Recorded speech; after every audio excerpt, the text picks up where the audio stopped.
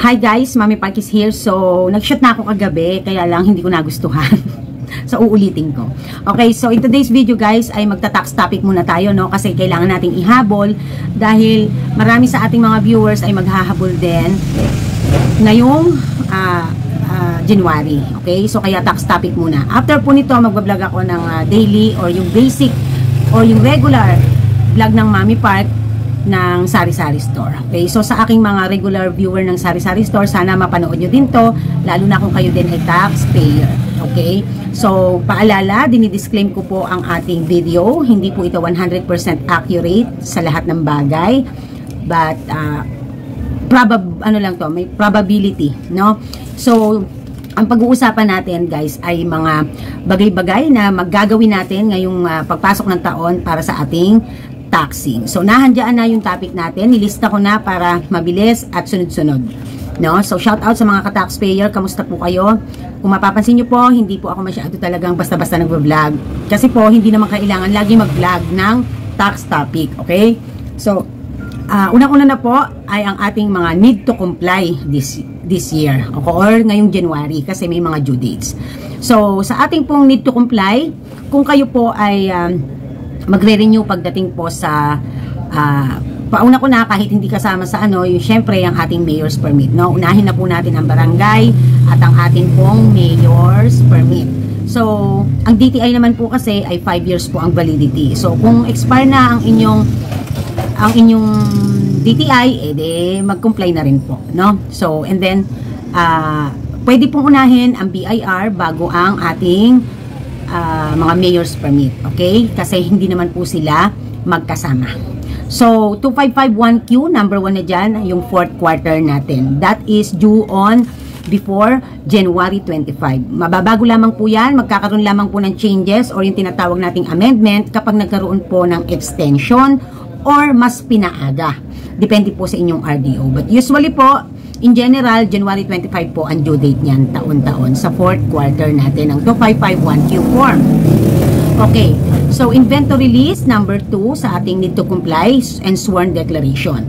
Ang hinihingi po na required document na ipasa natin ay 2 copy. Dati po 1 copy lang, ngayon po 2 copy na. So pagdating naman po sa due date niyan ay January 15 ang ibang RDO, yung iba naman po ay January 25 up to January 30. Again, if magkakaroon po ng amendment na magkaroon ng extension, ina-announce naman po yan ni BIR or ini-inform po kayo ng inyong mga tax assistant or pinoposting po yan. Okay? So pagdating po ulit sa inventory list and sworn declaration, 2 copies nga po, and kailangan pa din na notarize ang ating sworn declaration. Okay? So parehas siya na dapat notarize. Okay? Yung ating sworn declaration na 2 copies. Ang alam ko po, hindi na kailangan pang ipanotary ang inventory list. Kasi po ako, ang ginagawa ko personally, pati yun pinapanotary ko. But ang sworn declaration lamang po talaga ang nire-require na notary. Okay? Mapanotarize. Ngayon, so, ang totoo po niyan, kailangan nyo ng 3 copy. Yung 2 po kasi kay BIR at yung isa ay sa inyo. Okay? So, laging tatandaan ha. 3 copy, ipa-receive nyo yan lahat. Yung isa, copy nyo. Yung 2 ay inyo pong ipapasa kay BIR, kay RDO na original.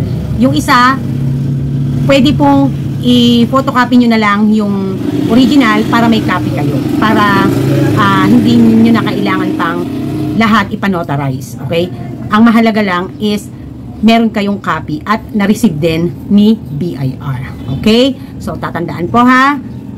Ngayon po, pag yan po ay nagawa na natin, ngayon po ay USB or flash drive na ang gamit, hindi na po CDR or yung rewritable CD, upgraded na, ay isi-save nyo po. Ibig sabihin, kailangan magkaroon kayo ng soft copy kung tinatawag. Ang hard copy po, yung mismong dokumentong may papel. Okay? So, ilalagay nyo po, pagka notarize nyo po, maglagay po kayo ng copy, iscan nyo, at i-save nyo po sa USB or flash drive. Hindi po kailangan na mataas ang gig or memory ng isang flash drive. Yung tamaan lang po, kahit 500 MB lang or 1 gig, pwede na. Kasi ang isi-save lang naman po natin dyan ay yung ating sworn declaration and inventory list. Okay. Dahil po sa nagkaroon ng announcement ang ating BIR sa new domination ng ating documentary stamp, meron po kayong mga documentary stamp na mabibili. Meron pong parang medyo maitim yung kulay, that is 30 pesos. So, bawat dokumento ay kailangan may documentary stamp. So, ibig sabihin, bibili kayo ng marami. Meron naman pong another kulay na 15 pesos lang, ay pwede po kayong bumili. Diyan po nabibili yan sa mismong BIR pag naipasa nyo na po, no? 15 pesos po ang isa. So, ipapapap ko po dyan kung ano ang instruction ni BIR. So, habang nagsasalita ako, nakapapap yan dyan. Kapag po yung maitim ang kulay, ang alam ko po ay isa na lang at 30 pesos. Pero po pagka po yung brown, dalawa po ang kailangan nyo na bilhin. And bawat, bawat documents, no? So, kung ang sworn declaration nyo ay 2 copy ang ipapasa natin at ang nabili nyo ay yung brown, no? So, ibig sabihin, 4 ang bibili nyo. Kapag ka naman yung maitim ang nabili nyo na tigta 30 pesos, 2 lang ay pwede na or isa. So, tingnan nyo na lang po yung ating nasa screen, okay? So, yan ay pinasa din sa akin ni Ma'am Irene Aquino, ang aking tax assistant. So, pagdating po sa inventory list, guys, hindi ko po gagawin ngayong taon kasi busy po ako, wala po talaga akong panahon para lumabas. So, dahil po sa meron tayong tax assistant, pinapagawa na natin sa kanya yan. Tumawag ako sa kanya kahapon, nagkausap kami at nagbigay siya ng mga additional advices, no? At syempre ay itatakil din natin ang kanyang contact info at ang mga services na ino-offer niya ngayon at kung saan-saang lugar available ang kanyang services. Okay, na maa-accommodate niya. Now, pagdating naman po sa ipapareceive niyo po yan, pagpapasa niyo, ipapareceive niyo. Sabi po ni Ma'am Irene, may mga lugar po na or probinsya or RDO or branch na hindi po basta-basta pinapayagan na kung sino lamang ang magre-represent sa isang business owner para ipasa yan. Halimbawa po, mahigpit po sa isang probinsya o sa isang RDO at kahit po meron kayong SPA, hindi po basta-basta pinapayagan unless kayo po mismong owner. Papayagan lamang po ang mga siguro hindi masyadong related person sa mismong owner, no? Papayagan lamang po kung sila po ay what you call that, may sabi ni Ma'am Irene, licensed bookkeeper. Halimbawa po may na-hire kayong bookkeeper, tapos yung RDO nyo pala dyan ay mahigpit. So, hindi pa licensed bookkeeper yung bookkeeper nyo, pero matino naman siyang bookkeeper talagang trabaho naman ngayon. So, hindi po siya po pwedeng mag-represent sa inyo kahit pa may pa SPA. Kailangan si bookkeeper or si accountant, mga mga license. So, kung naman po family related, baka mapakiusapan ng RDO, SPA, no? Power of attorney. Okay? So, syempre, yung iba kasi ng mga business owner, may edad na, hindi na basta makakaalis, bawal na sa kanila ang pumila ng matagal at ma-exhaust, no? Exhausting kasi ang pagpila talaga niyan at pag-aayos, no? Kahit ba sabihin ipapasa lang. Hindi lahat, kadalasan talaga, lalo na kapag nagmamadali ang lahat at nagkasabay-sabay. So, paalala lang po ha, yan po ay paalala ni Ma'am Irene. Ngayon, meron naman po na kung hindi nyo talaga yung tax assistant nyo, hindi pa license, at sa kanya nyo talaga pinapaasikaso, pwede nyo naman pong ipahanda ang mga documentation at ipare-receive nyo na lang sa inyong respective RDO. Okay? So, again, uulitin ko, may mga RDO na mahigpit. Hindi po nila nire-receive ang dokumento kapag ang inyong na-hire na bookkeeper ay hindi licensed bookkeeper. Siyempre, hahanap ng paraan ang BIR kung saan pwedeng matahat. So, kaya, so, kaya po, just in case na hindi nyo naman hindi pa licensed bookkeeper ang inyong na-hire pero talagang siya ang nag-aayos ng mga dokumento nyo pagdating sa BIR, pahandaan nyo po ang mga dokumento at kayo na lamang po ang maghatid or magpasa sa RDO. Kung malapit na kamag-anak at baka pwedeng mapakiusapan, kahit SPA, meron pong hawak ang magpapasa. Okay, dahil puyat ako, inom muna tayo kape. Okay, tapos na po tayo sa inventory list and sworn declaration. Punta naman po tayo sa 1701 or yung ating ITR, no? Ang ating tawag dito, ang ating ito kasi, ang ITR po kasi parang iyan ang ating financial statement, no? So, nagkakaroon lamang po, according to Ma'am Irene, nagkakaroon lamang po ng further or broad explanation and statement kasi po, attachment ang ating 1701 kapag kailangan po natin ng financial statement. According to Ma'am Irene, if just ever na kailangan nyo po ng financial statement, lalo na kung required yan kapag maglo-loan kayo sa bangko or may paggagamitan kayo, so, ang inyo pong 1701 or ang inyong ITR at ang broad explanation and report ng accountant, no? Yan po ay magkasama at yan po ang kailangan nyo. Yan po ang tinatawag na financial statement. So, 1701 early filing for requirements of revenue of business permit or mayor's permit. So, may mga municipality po na kapag po, di ba po, magkabukod pong mag-tax ang municipality and ang ating BIR. So, pag magre-renew na po tayo, may mga municipality po na para po magkaroon sila ng justified or ma-justify nila ang kanilang pagtatak sa inyo, hinihingian po kayo ng copy ng 1701 nyo or yung ITR. So, ang due date po talaga ng ITR ay taon-taon ay April 25. Depende po kung magkakaroon ng amendment, again, may extend.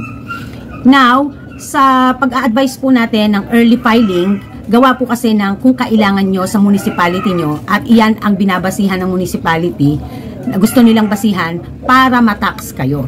Kasi po, yung iba naman bayan, tulad po dito, hindi naman po mahigpit, hindi po namin kailangan ng 1701. But for those taxpayer who are going to renew their business permits or mayor's permit or city permit that requiring you guys to pass your 1701 or to show you the 1701, mag-file po kayo ng maaga. Nang sa ganun ay may magamit po kayo. Huwag nyo na pong ibigay ang original. Mag-print na lang po kayo. Or kaya ay mag-photocopy. Kasi titingnan lang naman nila yan para mabasihan nila na matax kayo kung magkano ang babayaran nyo for this year. Okay?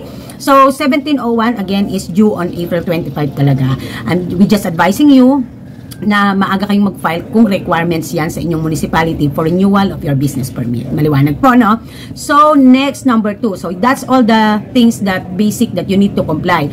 So, doon pa sa mga ibang mga klase ng business na marami pang need to comply, na may mga iba pang forms, hindi ko na po masasakop sapagkat po hindi naman po naging sitwasyon yun, no? Kasi tulad po halimbawa ng mga halimbawa po ay yung mga may withholding tax pa kayo, so siguro naman by this time alam nyo na yan. And just if ever then na kung kayo naman ay new applicant for your BIR, meron naman po akong mga videos niyan. So actually po, ang dami-dami ko na pong mga videos tungkol diyan. So ito po ay mga reminders talaga, pero makinig po kayong mabuti kasi marami pa rin kayong matututunan. Okay? Huwag ibabaliwala ang vlog ng Mami Park pagdating sa mga reminders. Okay? Number 2, reminders for receipts. Okay?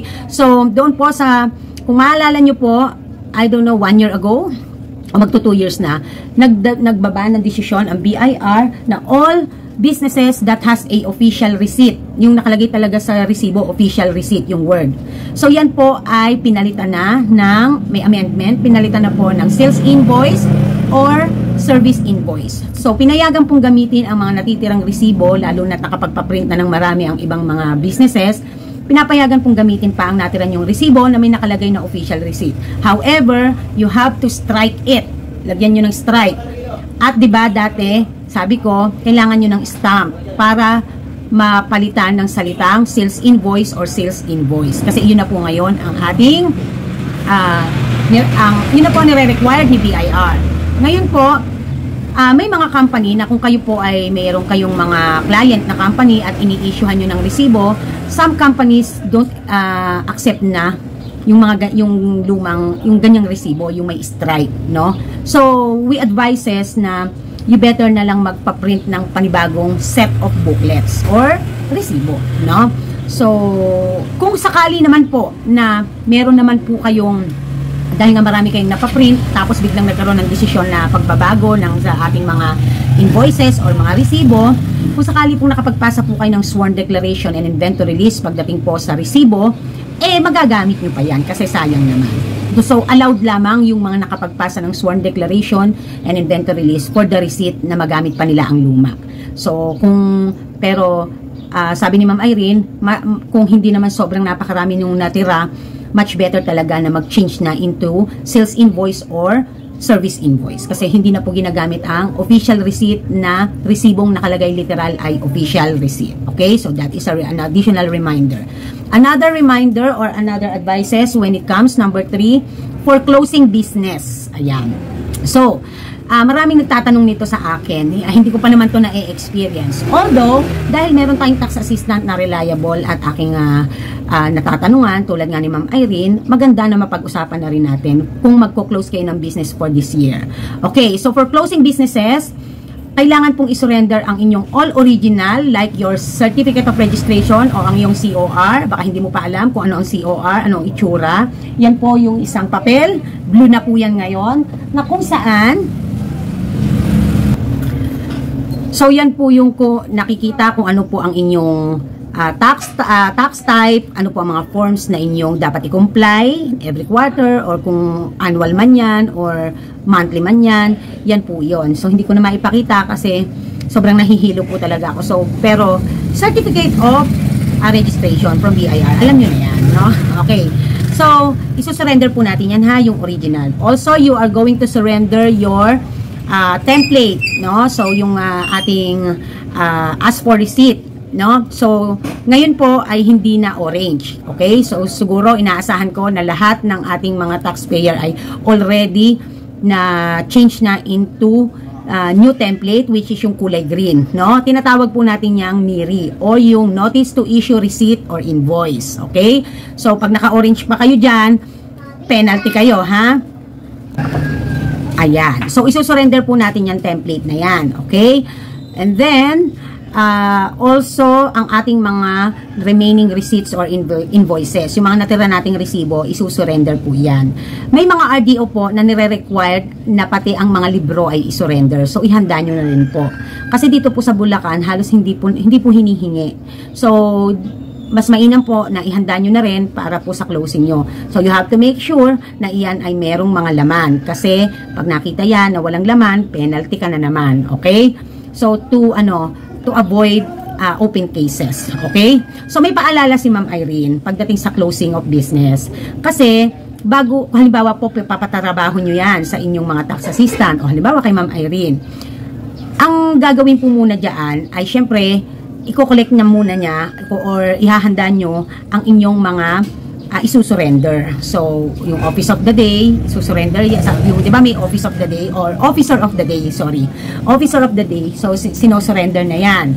And then, pwede na rin pong magpa-check kung merong open cases pagdating sa closing. Kasi, yung mga open cases nyo, matik, penalties yan. So, just in case na nabigla kayo, hindi nyo pala alam, marami pala kayong open cases, marami kayong penalties, no? Or expected nyo na, hindi nyo lang alam, hindi nyo lang ma-foresee kung nasa magkano, expected nyo nang marami kayong penalty kasi close nyo rin naman pala eventually ang business, tapos nag-stop kayo ng filing, may mga penalties and surges yan. So, pagdating sa compromise penalty, ang kagandahan po ng meron tayong mga tax assistant o accountant or ano man yan at may kausap sa loob na kahit papaano ay sila ang makakapag-deal na mapababaan ang inyong penalty, lalo na kung nasyasyak kayo dun sa penalty. Kasi po, minsan, dahil sa hindi natin tuporte at aasikasuhin natin, halimbawa, may mga times po na hindi natin kaya ang diskarte, paano natin aawitan ang mga RDO na maawa, na babaan ng ating penalty, na magkaroon ng considerations. So, gusto natin ng considerations from them, pero hindi naman tayo sumunod sa compliance, eh di syempre, paano ang gagawin? So, kagandahan ng meron tayong mga tax assistant na maaaring makipag-usap ng mahusay, matino sa ating mga RDO, sa ating mga officers, ay mapabababaan, no? So, napakarami ng cases ni Ma'am Irene na parang namahalan sa singil ni Ma'am Irene. So, mas lalong namahalan nung sila lumakad dahil hindi tapos na. Babalik sa kanya, tapos, nagpa-quote na kung magkano ang penalty. Hindi na basta magawa ng paraan ni Ma'am Irene na mapababaan, di ba? So, yan lang naman ay advices. Just a piece of me and Ma'am Irene. Pero kung kaya nyo naman, wala namang problema. No? Yan ay hindi sapilitan. Tandaan nyo kung saan tayo mas makakatipid at sa tingin nyo ay mas makakabuti. Wala namang problema doon. So, sinasabi ko lang to kasi yun ang proseso. Yun ang pinaka-basic na process na ginagawa kapag nagpapa-assist kayo pagdating sa closing ng negosyo. Okay? So, also, meron akong schoolmate before, ganyan din. Kasi nga, yung mga negosyante, sa sobrang trauma din, dahil may mga iba kasi na mga masyado din kasing abuso na maningil, no? Ayun, nagmagaling, so, nalabas ang quotation ng babayaran. Ang problema, hindi nagawa ng paraan kung paano mapababaan. Saka babalik sa mga kakilalang tax assistant at hihingi ng tulong kung mapababaan pa ba, mapapababa pa ba ang kanilang penalty. So, hindi masasaklawan basta kasi nga kung nanguna na kayo. Hindi ko naman sinabing hindi ko naman sinabing bawal ba kayo ang mag-asikaso. Ang punto lang, kung hindi nyo porte at alam nyo sa sarili nyo na meron kayong mga open cases dahil nagpasaway kayo pagdating sa compliance, mas maiging mag-seek kayo ng professionals or yung forte ang trabahong to. Okay? Para mas mabigyan kayo ng tamang advices. Okay? So, meron din akong ikukwento sa inyo guys, no, na yung naging client ni Ma'am Irene, yung aking tax assistant, may naging client siyang isa na online seller yata siya, parang ganon, online seller. So, napanood niya yung vlog ko and also nabigay siya ng advices kay Ma'am Irene. Eto ibang ano naman to, scenario. Parang yatang nainis yung client. Gawa kasi ng sabi, mali-mali naman daw yung turo sa kanya. Pagdating naman dun sa mga books, kung paano pipilapan. Lagi ko pong disclaim pagdating sa video na hindi po 100%. At hindi po lagi sa lahat ng pagkakataon sa type of businesses mo ay applicable ang advices ko. Kasi po, obvious naman, sari-sari store businesses, retail ang aking business. So, kung iyon po ay i-apply nyo na online seller kayo, idea lamang po ang pupwede kong maibigay kung paano nasasagutan ang mga libro. Hindi po as well as Ma'am Irene when it comes to advices, hindi po sa lahat ng pagkakataon ay magtatagpo po na tama ako at ikaw kapag ginaya mo kami. Kasi po, meron pong mga RDO, no? Nagkandak po kasi itong si client, nagkandak sa kanila ng tax mapping.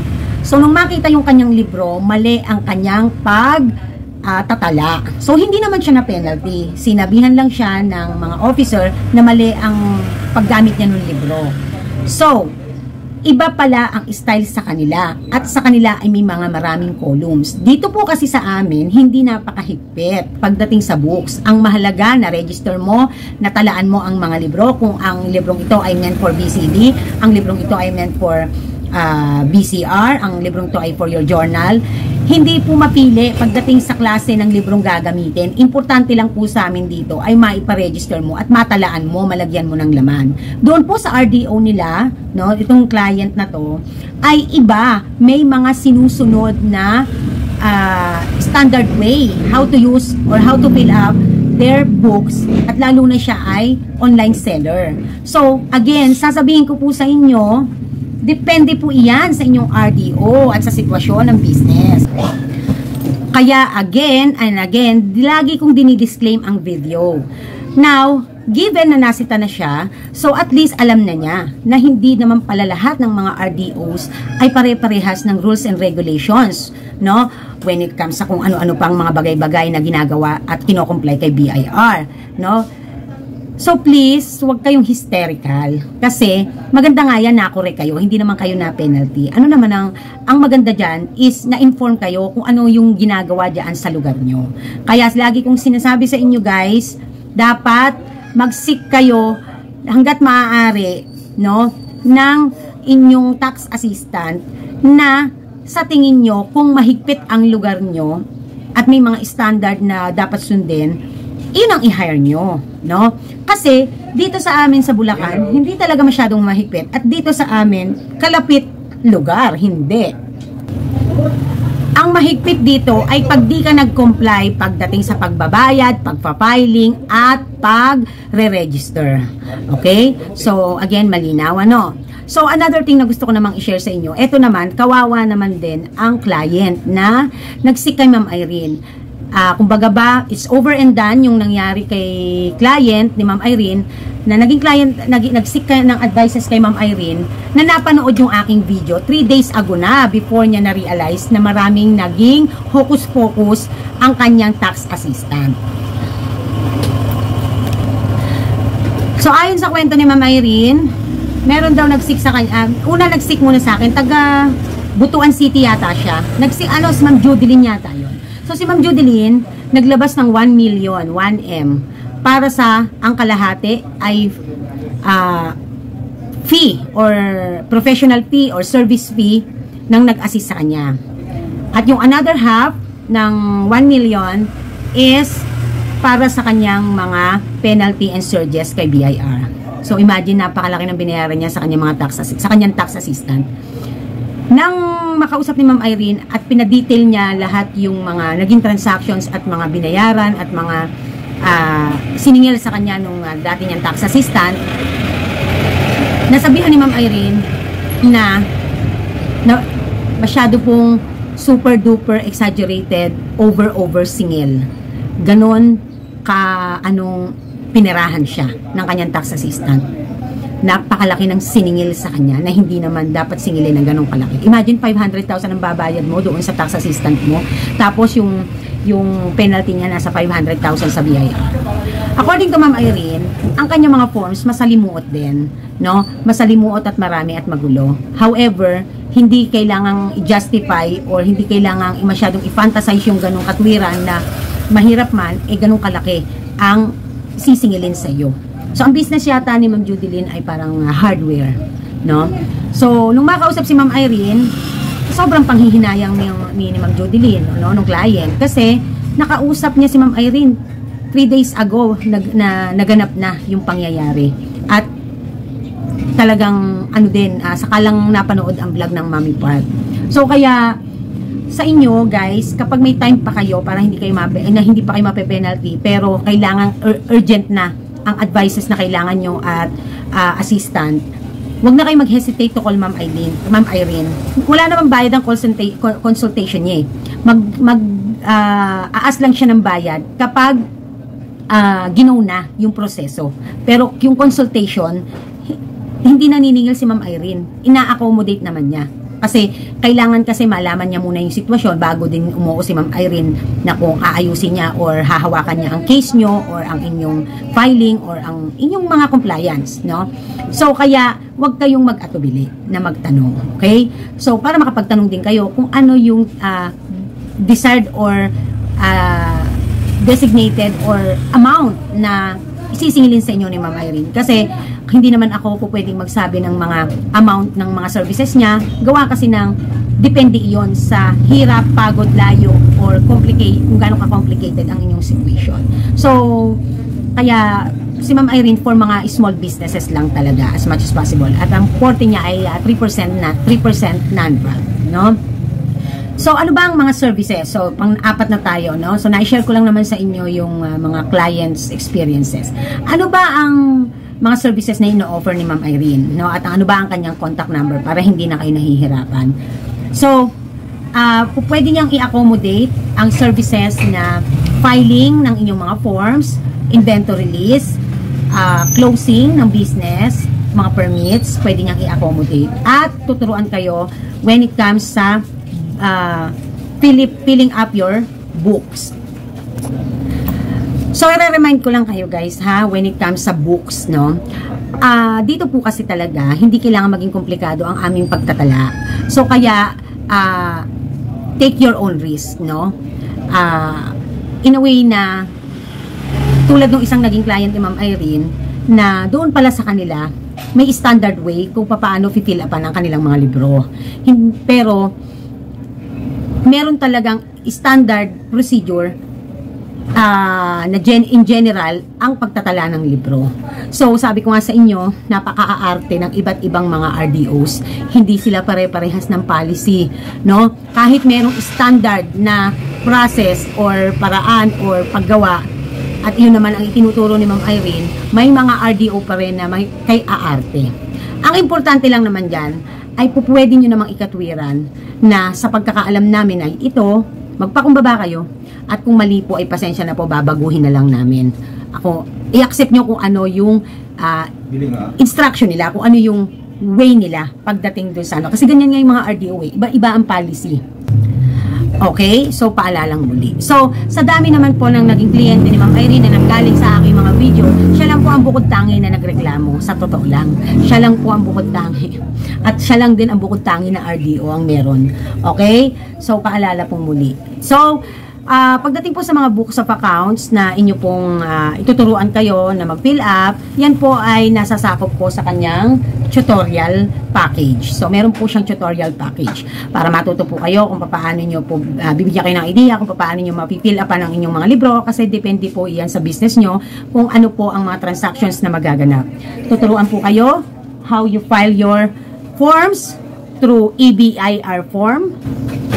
Kung gusto nyo pong matuto ng on your own, no, 1 year yan na session na every quarter ay i-guide kayo para matuto kayong mag-isang mag-file. Kasi para eventually, kayo na lang ang magpa-file mag-isa para makatipid kayo sa services. Kasi may mga, si Ma'am Irene, ang kagandahan sa kanya, hindi basta-basta bawat form naniningil siya. Minsan, 2 form na yan, siya na magpa-file, isang bayad lang. Meron po kasing mga tax assistant or accountant or accounting firm na every form meron pong bayad, no?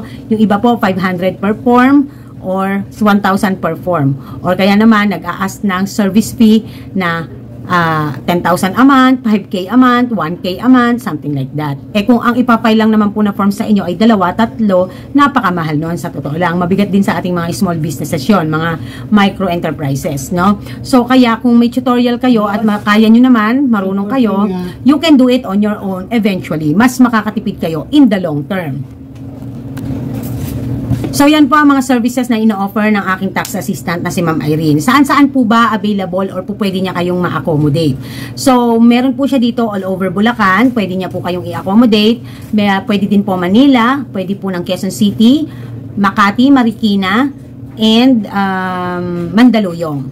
So, meron din siya bandang norte. Pwede siya Nueva Ecija or kung saan man kayo. Basta medyo along Luzon, no? Pwede po.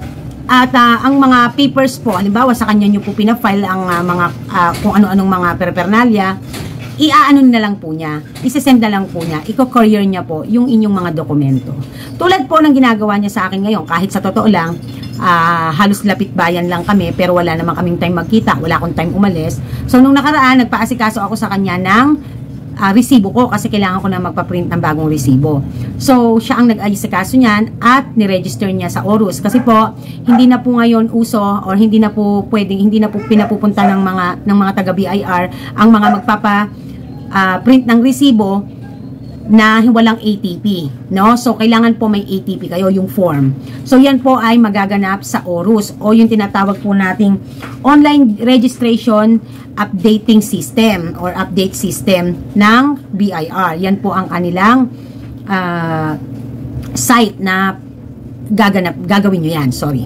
So, also, kapag may update kayong mga informations, no, ay sa ORUS na rin po ginaganap. Pagdating naman po sa re-register ng mga libro, ng mga books of accounts nyo, sa ORUS na rin po ginagawa. So, lahat po yan matututunan nyo kay Ma'am Irene pag eventually gusto nyo, kayo na yung gagawa para sa sarili nyo. Kasama na yan sa mga package na tutorial niya. Ngayon, kung naman po, kahit tulad ko, kahit alam ko naman na siyang mga gawin, tinatamad ako o wala akong time, sobrang busy ako, minsan nagluloko ang site ng ORUS, si Ma'am Irene, pwede niyang tanggapin. Tulad ko nung nakaraan, nagpagawa ako, sa kanya ako nagpaasikaso ng resibo. Siya ang nagpasa sa BIR, sa aming RDO, at siya na rin ang nag-claim ng aking resibo at pina-courier na lang niya sa akin. Ang kagandahan din po kasi kay Ma'am Irene, meron po siyang business ng Flash. Yung courier business, Flash po. So, kaya mabilis sa kanya na ipa-courier na lang yan. Yung mga dokumento na napunta sa kanya dahil siya ang nag-asikaso. Pagdating naman po sa pagbabayad, marami naman pong mode of payment. GCash, bank transfer, Paymaya or Maya. So, marami pong mga paraan para po sa mode of payment. Okay? So, yan po yung mga services niya at kung saan po siya tumatanggap ng mga services na yan. So, kung mapupunta man kayo ng Mindanao, pwede po kayo ng consultation at pwede din niya po kayong turuan. Ano, bebe? Habang kayo ay nag-aasikaso. Kasi po, dahil nga po yung isang client na yung nangyari kay Ma'am Judeline na from Butuan City, kasi po kung nag-seek po siya ng advices bago niya pinakawalan yung 1 million niya, ang gagawin lang naman diyan kasi ni Ma'am Irene, tuturuan siya ng step by step paano gagawin. No? Si Ma'am Judeline ang kikilos, pero tuturuan niya kung paano ang magandang gawin. So, ang ginawa po kasi ni Ma'am Judeline yata, ipinagkatiwala na lahat doon sa ano. However, yun nga, nataga talaga siya ng bonggang-bongga doon sa fee, no? So, yun. Gusto ni Ma'am Judeline na kunin si Ma'am Irene as tax assistant. However, hindi pa maharap ni Ma'am Irene. Gawa nga kasi ng masalimuot yung kanyang, medyo masalimuot at marami siyang form. Sabi ni Ma'am Irene, pagtapos ng mga busy-busyhan time niya, tatry niyang aralin at kung matatanggap niya ang situation, yung case ni Ma'am Judeline. Kasi, dumami na rin kasi ang client ni Ma'am Irene since the beginning or nung ako ay nag-i-start na i-endorse siya sa inyo. So, ang happy naman ako na kahit sa kabila na yun, na-accommodate ako ni Ma'am Irene. So, ngayon naman, ang latest service na hinar ko sa kanya dahil wala, alam kong gawin, kaso busy ako, ay yung inventory list and sworn declaration ko. No?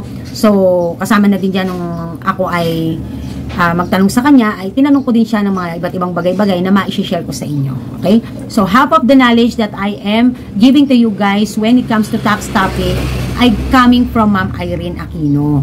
Yan po ay pagbibigay serbisyo na libreng advices para sa inyo. Hindi naman niya kasi kaya pang mag-vlog pa sa busy niya. So, yung part nito ay para sa from our Ma'am Irene, no? So, ano ba ang kanyang contact information para ma-contact niyo siya? So, ipapapap ko dyan yung kanyang FB account at ilalagay ko rin sa description ng title ng video na to ang link ng kanyang FB account.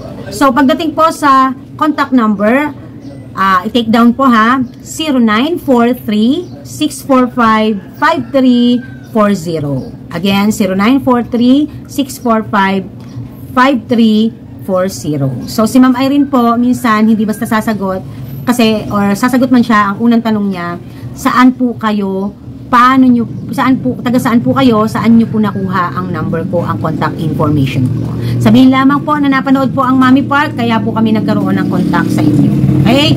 So, doon naman sa mga nagtatanong, if legit si Ma'am Irene at talagang magkakilala kami personally or whatsoever pa, pwede naman po kayong mag-request ng video call na kasama ako, parang magiging group call. Just to confirm na ako at si Ma'am Irene ay nagkakausap. Okay? So, again, papaalala po, wala po ako ni pisong commission from Ma'am Irene's client na nakukuha niya from our videos. Yun po ay parang pa-thank you dahil ako kahit anytime na magtanong ako ng mga bagay-bagay na masasagot niya, sinasagot niya ako at ina-assist niya ako. Hindi rin ako libre sa mga services kasi magbabayad din po ako ng service fee ngayon na may inventory list at sworn declaration akong papaasikaso sa kanya for this year, 2025, at nung nakaraan nga ay yung aking mga resibo sa kanya ko pinaasikasong ipaprint, no? Ipaasikaso, nagbayad din po ako. So, hindi rin po ako libre. Nalilibre po ako sa mga special, so occasionally, like for example, nung minsang nangailangan ako ng aking mga BIR documents pagdating po sa pag-apply ko ng mortgage sa aking lupa, sa aking property, at saka mga advices at mga tanong na kinoconfirm ko sa kanya kung tama ba yung mga ginagawa ko, na filing, kung tama ba, na parang nalito ako. Yan. Okay? So, paano? See you on next vlog, mga ka-taxpayer. At I do hope na itong taon na to ay makabawi tayong mga negosyante at sana naman kung magaling at matino naman at no penalty kayo no penalty kayo dahil sa pag-aasikaso ng inyong mga tax assistants, kayo na magkusang magbigay ng bonus at magpasalamat, no? Kasi dahil sa kanila is free of stresses tayo. So, mag-ingat po sa mga scammer, mag-ingat din po sa mga nananaga. Okay? Matuto po kayo, maging vigilant po kayo. Hindi po yung porket, ay kasi hindi ko alam yan, pinagkatiwala ko lang. So, ito po yung kagandahan na sinasabi kong mas maganda na alam nyo ang proseso at nangyayari. At mas maganda na kung dahil hindi nyo magawa mag-isa, dahil busy lang kayo, at least alam nyo kung niloloko ba kayo o hindi. Okay? So, yun yung maganda doon, na meron kayong knowledge is power. Ang ingay ng aso nakakairit. Okay? So, bye!